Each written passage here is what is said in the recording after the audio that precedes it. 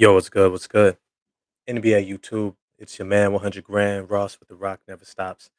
Coming to you with another episode of NBA Talk. Today, my man CJ McCollum has officially been set free. Today, we're going to talk about the trade to send CJ McCollum, Larry Nance Jr., and Tony Snell to the New Orleans Pelicans for a bag of chips. We're going to get into that now. If you like this video, smash that like button, hit subscribe and the bell for notifications. Yo, my man CJ McCollum is about to do his thing. Is about to do his thing. I'm gonna be clear with y'all. I thought this was the perfect move by David Griffin. I think this move probably saved his job in New Orleans. Uh, GM Trajan Langdon, excellent move, great timing. Just as the team was surging, bring in a all-star level guard who can propel them to the next level. Brandon Ingram has shown his worth, shown his real talent, and got his team this far, along with Jonas Valanciunas. And I think this move positions the New Orleans Pelicans to be outright scary. To be outright scary. Look, I got to be clear with y'all. This was already a good team. They had one of the tougher schedules early on. Um, Head coach Willie Green was taking over, uh, trying to fill in the void that was left by Stan Van Gundy. Um, they had been trying to find somebody who could connect with the players, who could really get some buy-in into a culture, into a system. And Willie Green has put his imprint on this team as a defensive minded team that's going to play together and have fun doing so. He's unleashed Herbert Jones, who looks like the second coming of Mikal Bridges, though with a little bit more playmaking. I don't know if y'all noticed, but Herbert Jones doing some more playmaking out there. But he can guard 3, 4 positions at a high level. And then when you look at what Jonas Valanciunas is doing as being a second scoring option, being somebody that this team could depend upon, hitting more threes, taking and hitting more threes at a higher clip. And then Brandon Ingram just being an outright leader and doing whatever is needed, game winning shots, getting 8, 9, 10 assists, getting 10, 11, 12 rebounds, whatever is needed. He's doing that for his team to win. And so when you see the addition of a CJ McCollum, you can only begin to really kind of dream about what this can mean for this team and for this franchise. Notice I'm not talking about one main guy that's usually taken over much of the headlines for the New Orleans Pelicans, and that's Zion Williamson. I'm not talking about him. You know why? Because he's not healthy. And he doesn't have the greatest ability, which is availability. And until he can be consistently available, you can't really factor him in. But I'll tell you this much, all the rumblings of him not being content or happy with the franchise, all that is about to change. Knock on wood, nothing happens. I anticipate this New Orleans Pelicans team being one that he is going to be fully bought into. And I mean fully bought into. This is Zion's third year, which means that he's up for his extension going into next year and last year of his rookie deal. You know, every player, especially after the first or second deal, always has a big year in their contract year because they want to show what they can do and they want to show their worth and value. Their agents will be in their ear. They're going to be locked in during the summer training. Shoot, Zion might even become a freaking vegan like Cade Cunningham just to be able to get his body into the best shape possible to have an explosive year next year. But what's even more important is that Zion believes in his team. He knew he was carrying them last year. He knew it was him and Brandon Ingram trying to figure it out.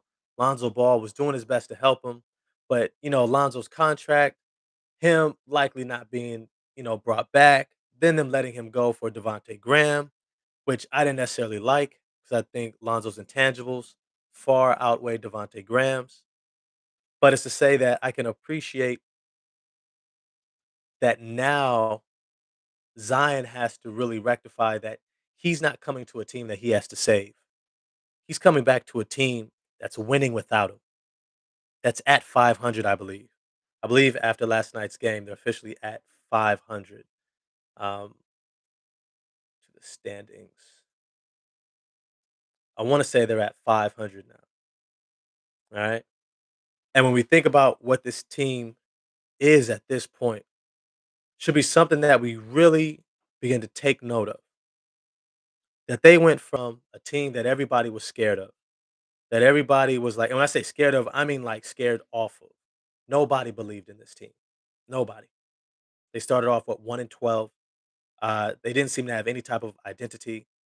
I'm sorry, they're 22-32. They are above 500 after that 1-12 start. So they have been winning more than half of their games, right? But it's to say that since that rough start, they've not only turned it around, but they've actually come together all the more for it. When you see Brandon Ingram leading this team, he's the unquestioned leader. Like Zion's not coming back to a team that they expect him to be captain and leader. That's Brandon Ingram. He also has other veterans around him, like Jonas Valanciunas, who's also doing his thing. I want to say he's averaging I want to say close to 20 and 10. Um, pull this up real quick. Now, somebody said at the beginning, I can't remember who was saying it, but he was saying the person they anticipated the most taking the biggest leap for this New Orleans Pelicans team was going to be Jonas Valanciunas, and it made sense because with Zion Williamson starting the season out, somebody had to fill that void, and right now he's averaging 18 and 12, 18 points, 12 rebounds, and at 29 years of age, he's been in the NBA for a while. He's not new to this. He's not new. He understands what winning is coming out of that Toronto Raptors culture. He understands how to be a part of that. Played in Memphis, um, really showed what he can do. Started to break out a little bit last year in Memphis, and then coming to the New Orleans Pelicans this year, it has been clear. Brandon Ingram number one, Jonas Valanciunas number two, and between the two of them, they have their team in the play-in tournament. And now it's CJ McCollum. When I'm looking at this list of teams getting into the playoffs, there's no reason to think that they can't get into the playoffs at all. Like I'm looking at how the Lakers are playing, not well. Anthony Davis, LeBron James should be able to do their thing. But the Pelicans versus the Timberwolves in a playing tournament, yo, I would take New Orleans Pelicans. Yes, Carl Anthony Towns is a beast, doesn't really play defense, which means Jonas Valanciunas is going to be able to get off. They've got nobody for Brandon Ingram. They've already lost to the Pelicans multiple times. And if I got to take D'Angelo Russell or CJ McCollum in terms of playoff experience and being able to lead a team, I got to go with CJ McCollum. That's just who I have to go with. And so when I think about where this team is headed right now, yo, I'm looking at least get into the opening round of the playoffs. And that's a big jump for where they've been. Yeah, they've had high hopes in the past. Anthony Davis, they totally miff on making sure they have the best team around him that has flexibility to continue to be competitive moving forward in the future. No, they shouldn't have gotten rid of Drew Holiday. They should have kept him around for his leadership. And this team was closer to winning than they really realized. But they've done a pretty good job with drafting, bringing in guys like Jackson Hayes, who's beginning to blossom, Herbert Jones. And now you see this team really beginning to come around. And I think with guys like Larry Nance Jr., who's also in this trade package, you got Tony Snell. You've got guys like, what's his name? Not Gary Trent, the veteran guard. Somebody look it up for me. But they got a solid amount of veterans around this team that they're no longer dependent upon a couple of young stars to figure it out. Right now, Brandon Ingram, he understands how to win in the NBA. He understands what it's going to take. Valenciunas, he understands. Larry Nance Jr., he knows. Tony Snell, Garrett Temple is the one who I was thinking of. Garrett Temple, he understands. Right? Devontae Graham coming out of the Kansas program, out of Charlotte. Yo, they understand how to win. And that means something. Because you look at a Minnesota Timberwolves team who's trying to figure out how to win, they haven't won anything yet. They haven't been in the playoffs. They haven't even been in the play-in. They haven't even been able to stay healthy, right? And so when you're thinking about what these 2 teams could do in a matchup, I gotta go with New Orleans.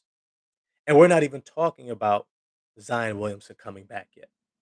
We're not even talking about the fact that you're not gonna need him to play center anymore. Right now, you can tell Zion, "Look, we need you to drop weight because we're not gonna need you at center. We've got that covered." Jackson Hayes, Willie Hernangomez as backups to Jonas Valanciunas, and you got backups with Larry Nance Jr. and Najee Marshall. Then you still got guys on the wing like Trey Murphy, Brandon Ingram, other guys on the wing, Herbert Jones, Garrett Temple. Now you got CJ McCollum and Devontae Graham at the guard positions. And they could probably use one more guard.